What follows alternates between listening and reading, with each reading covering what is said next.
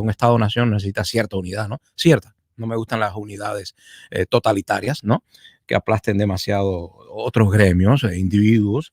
Pero es necesaria. Sin una unidad nacional no es posible un proyecto nacional. ¿De qué estamos hablando? Pues baje la bandera y que entre las multinacionales. Yo voy a comenzar hablándoles de un fenómeno que tiene que ver mucho con la unidad, perdón, por traer estas malas fotografías. Este es el juicio a Sosa Blanco. Sosa Blanco, ustedes saben que fue un militar cubano que tenía crímenes de guerra, y que fue enjuiciado frente a las cámaras de televisión. La televisión llevaba unos 8 o 9 años nada más en Cuba. Fue una tentación muy grande para el joven Estado revolucionario el no usar un medio de difusión masiva tan poderoso, y fue televisado el juicio. Hubo críticas y porque es sensacionalismo, sin lugar a duda, y es propaganda, pero el Estado no pudo resistir la tentación y usó la televisión que llevaba, repito, 8 años. De hecho, la televisión cubana se inaugura el 24 de octubre del Canal 4. El Canal 4 empieza a transmitir el 24 de octubre de 1950. Y unos pocos meses, bueno, el 11 de marzo de 1951 empieza el Canal 6, que era CMQ, y en muy poco tiempo, ya en el 58, en plena dictadura, pues Cuba tenía 25 transmisores, 25 transmisiones. En Camagüey teníamos una, en Ciego, en Matanza, varios, en La Habana, pues había mucha televisión en Cuba que, repito, no pudo resistir la revolución cubana y transmitió este juicio que fuera en el mundo occidental se consideró un juicio al estilo Coliseum de Roma, ¿no? Y fue hecho también en la Ciudad Deportiva, que es un Coliseum, así que le venía bien la casa a la institución. Estaba surgiendo una peligrosa institución que hacía juicios en televisión y condenaba a muerte a las figuras negativas, ¿no? de este drama que era necesario. Se entiende que este hombre era un asesino, este hombre acabó, este hombre mató, en un solo día creo que mató 40 personas, después en total había matado como 180, no recuerdo bien el número, no, 108, se me fue la mano, 108 personas literalmente. En el juicio se usaron métodos un poco propagandísticos, pero necesarios para hacer el drama. Los milicianos trajeron a un niño que testificó, y la cámara no pudo resistir la tentación y hizo una toma de sus pies descalzos. Podría haber ido con zapatos al juicio, pero en los pies descalzos de un niño que acusa a un asesino, a un militar asesino, pues fue parte de la historia dramática que levantó muchas emociones. Y no estoy rebajando el carácter emotivo de una revolución, no lo voy a rebajar porque una revolución es un fenómeno natural. Hay que entender al hombre y sus circunstancias, y a la colectividad y sus circunstancias. Ya me salí de Ortega y Gasset un poquito, ¿no? Pero esos pies, esa toma cercana de los pies del niño descalzo en plena transmisión en vivo, pues es un recurso muy propagandístico. Repito, el juicio fue justo y necesario porque era una revolución, y en las revoluciones o se cortan cabezas o se llevan al patíbulo, al pelotón de fusilamiento, a los culpables del antiguo régimen. Pero también hubo imágenes que no sé si Cuba las vio, el pueblo, y son las largas filas de familiares yendo a prisión a ver a sus seres queridos, presos políticos ya prisioneros, porque eran tiempos de revolución. Toda esta gente estaba visitando a familias que estaban en contra de la revolución, y por eso estaban presas. Hablo de la televisión porque la televisión tiene que ver mucho con la unidad, y pregúntenselo a esos juegos deportivos y a esas transmisiones de reality show, y todo eso tiene que ver con el poder, con la hegemonía del Estado y del mercado. La televisión está muy unida al mercado. De hecho, en España, en Cuba tenemos televisión desde 1950, en España desde 1956. España por detrás de Cuba, Pero este era un fenómeno que usted sabe, la cercanía a Estados Unidos, la primera potencia, la primera potencia tras la Segunda Guerra Mundial, pues era indudable que iba a seguir la tendencia de Cuba a superar a España. En los tiempos de las colonias, la colonia superó a la metrópoli, como la antigua Cartago superó a Fenicia, así Cuba superó a España, y sin lugar a duda, pues seguía la tendencia, y en el 56 surge la televisión en España, y en Cuba surge, la televisión comienza, como les dije, en octubre del 50, y luego el Canal 6, ese fue el Canal 4, el 11 de marzo del 58. del 51. Estaba en ese momento en el poder Prío Socarrá, el segundo mandato de los auténticos, estaba en el poder. Batista por detrás ya pensando en dar el golpe de Estado, el madrugazo, como decían que Batista siempre daba madrugazos porque llegaba de madrugada y ya tomaba el poder, un golpe de Estado vulgar. Pues todavía faltaba un año, porque en el 52 fue que el 10 de marzo, ¿no? Que Batista da el golpe, y el 11 de marzo, un año antes, pues estaba este señor, no, perdón, un año antes no, en el 51, estamos hablando ya de unos años antes. 51, sí, porque, perdón, estoy confundido. En el 52 es el golpe de Estado, en el 51 estaba Prío Socarrás y él sale en televisión, por eso lo tenía en la mente. Prío Socarrás sale en televisión, es el primero y sale hablando. Aprovechó, lo primero que hizo Prío Socarrás, el auténtico, fue salir en televisión y aprovechar este medio medio que surge en el capitalismo, en la democracia, pero que necesita del mercado. Ustedes saben que la televisión y los comerciales, los anuncios comerciales son cosas indisolubles, y la televisión como moldeadora, como manipuladora, como propagadora de valores unificantes es muy importante. De hecho, en España en el 56, quien la aprovecha es Franco. En Cuba se puede decir que la aprovecha Batista y la sigue aprovechando Fidel Castro, y por eso que no pudo resistir la tentación, la joven revolución, de sacar a los criminales en vivo ahí con juicios sumarísimos, llenos con una presencia tremenda de gente, como si fuera un circo. Pero en España pasaba lo mismo y Franco utilizó la televisión, le puso límites, pero la utilizó para esto, para hacer propaganda y lograr la unidad nacional. Sobre todo después de la guerra civil, España había quedado pues muchas heridas y el poder hizo lo que pudo con los medios de difusión masiva. Hoy en día, pues todo lo contrario, la televisión se está debilitando, no sabemos cuál es el futuro de la televisión, pero hoy esto mismo que estoy haciendo, supuestamente debería hacerlo la televisión. La televisión española en los tiempos de Franco, pues lograba tener audiencias de 14 millones de personas viendo frente al televisor una misma noticia. Wow, eso es increíble, 14 millones. Hoy en día no llegan ni a 3 millones de personas las que están conectadas a un canal de televisión. No se puede comparar, ha perdido la audiencia esa gran masa de aglutinamiento, ¿no? Y ahora estamos como muy dispersos en miles y miles de transmisiones. Ahora mismo deben haber mucha gente hablando en español aquí mismo en YouTube, y esto más nunca va a dar los mismos resultados que dio aquel medio poderoso, ¿no? Por eso hablo de televisión, porque es el instrumento de la unidad nacional en una etapa, ¿no? En una etapa de los estados. Yo pienso que también le habla a la televisión y la radio, y todos estos medios le hablan a la nación, ¿no? Le hablan a la nación, por eso que es normal que el nacionalismo tampoco deje pasar de largo, ¿no? Este poderoso medio. Y como para mí, y no soy el único, la nación existe después que existe el Estado. Primero tiene que existir un Estado. Si no hay un Estado, no es posible nación. Incluso, y yo no pudiera decir que literalmente la nación cubana existe, porque no somos una nación étnica, ni con un pasado igualitario. O sea, tenemos diversos orígenes en ese ajiaco que decía Fernando Ortiz, de lo que somos nosotros. Creo que aun cuando surge la República, todavía no tenemos un Estado propio, por lo tanto, tampoco tenemos una nación. Esa es mi visión. Pudiéramos entrar para discutir este tema, si la nación es anterior. Los nacionalistas, y yo soy nacionalista, pero los nacionalistas a veces se les va la mano, y en su romanticismo, por inventarse un pasado épico en el Edén, un pasado que hay que retomar, y que, bueno, siempre inclina a los nacionalismos hacia cierta actitud reaccionaria, porque adorar el pasado, antes éramos perfectos, eso es una tentación de los nacionalismos, y hay que corregir eso, porque el romanticismo nos ayuda, nos hace bastante incompatibles con la realidad y no nos permite avanzar. Pero sin lugar a dudas, el romanticismo es parte esencial, la bandera, la patria.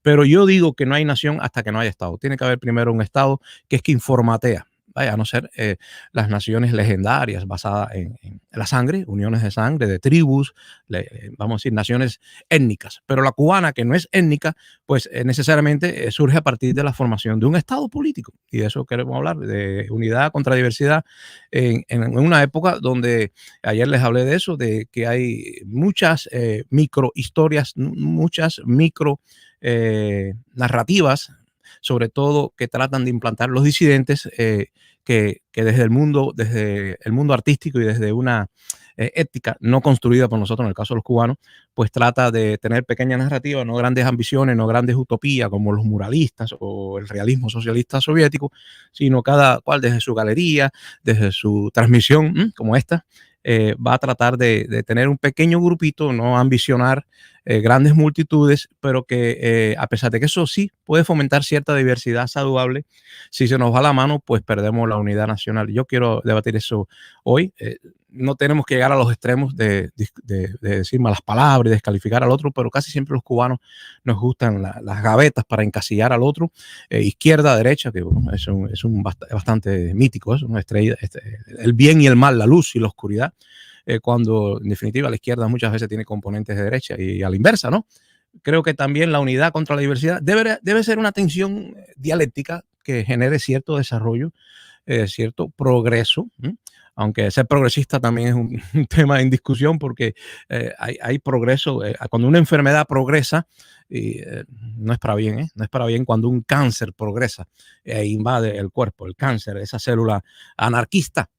Una célula anarquista, yo creo que tiene todas las características de ser una célula que no coordina con los demás cómo va a hacer las cosas y termina matando el organismo general. Así podría pasar si los cubanos perdemos de vista lo que es la colectividad grande, la nación. Que en el caso de nosotros es muy cómodo porque tiene fronteras muy definidas. Cuba tiene un mapa que nunca cambia, es bello y perfecto, perfecto. He hablado muchas veces de esto, esto sí es metafísica pura, que Cuba está diseñada por Dios, por el creador, según mi visión metafísica, repito. Cuba está diseñada desde el punto de vista estético en la tradicional escuela académica, no en la vanguardia moderna, porque el arte conceptual es un caos para mí y para mucha gente, porque no nos ponemos de acuerdo, pero en la academia sí nos poníamos todos de acuerdo en lo que era equilibrio, composición, y Cuba es ancha para la parte oriental y en la parte occidental, donde se pone un poquito flaquita y queda como desequilibrada desde el punto de vista de composición artística, me refiero, caballero, estética, pues tiene la Isla de la Juventud o Isla de Pinos, aquella que querían quitarnos los norteamericanos al principio de nuestras indecisiones, pues queda bastante equilibrada y un pintor hubiera puesto la Isla de la Juventud porque le faltaba a la parte occidental de Cuba tan flaquita, le faltaba ese elemento de equilibrio. Isla de la Juventud y el resto bastante con su anchura, no le hace falta a las provincias orientales, pues un punto de equilibrio. Pero estoy jugando con esto de la estética, pero me refiero a que también desde la estética se ha tratado de hacer mapas que ya no coinciden con el mapa natural. Repito, con las fronteras naturales, esa frontera que nunca cambia en Cuba y que nos ha permitido al menos no caer en guerras civiles de tipo territorial, fronterizo, no tenemos ese problema, pero tenemos otros problemas y por ahí es por donde nos vienen a atacar a los enemigos del Estado-Nación. Es muy sencillo, los enemigos del nacionalismo, que son muchos, en una época donde las multinacionales tienen que seguir expandiéndose y creando desigualdades. Hoy por hoy, y esto es un tema un poquito aparte, la desigualdad ha aumentado después del COVID en el mundo entero. Dicen las estadísticas que entre naciones y ricas y pobres hay menos desigualdad, pero lo que pasa que eso yo creo que enmascara el hecho de que al menos en Estados Unidos cada vez somos más desiguales, hay una élite, hay algunos hermanos nuestros que tienen dinero, se creen que ya pueden formar un nuevo régimen y están tratando de hacerlo. Ya trataron de vivir siempre todo frente al océano, frente al Atlántico, viven todos los ricos de Estados Unidos. No estoy hablando de la parte en California, de la élite de California, del lado Pacífico, estoy hablando del lado Atlántico. Si usted hace dinero, lo primero que hace es ponerse frente al mar para respirar aire puro, porque ya se sabe que los ricos en Estados Unidos duran 15 años más que los pobres. Y ahí tenemos otro tema del cual se puede hablar, porque en Cuba el promedio de vida es más prolongado que el de Estados Unidos, a pesar de ser una nación con tremendos problemas de pobreza económica. En Cuba la gente dura más, hay cierta igualdad en ese sentido, en la longevidad.